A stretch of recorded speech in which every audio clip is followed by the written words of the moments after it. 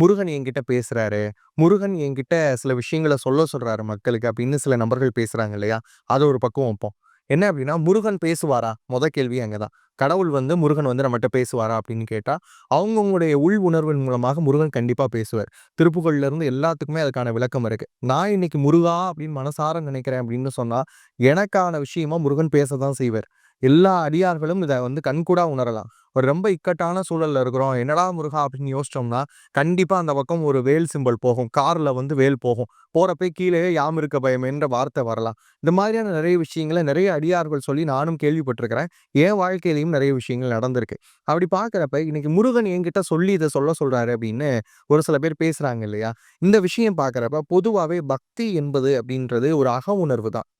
எப்படி வந்து நம்ம இல்லற விஷயத்த வெளிய நம்ம சொல்ல மாட்டோமோ, அந்த அளவுக்கு ரொம்ப அடைக்கலமா இருக்க வேண்டிய ஒரு விஷயம் எது அப்படின்னு பார்த்தீங்கன்னா, பக்தி உணர்வு.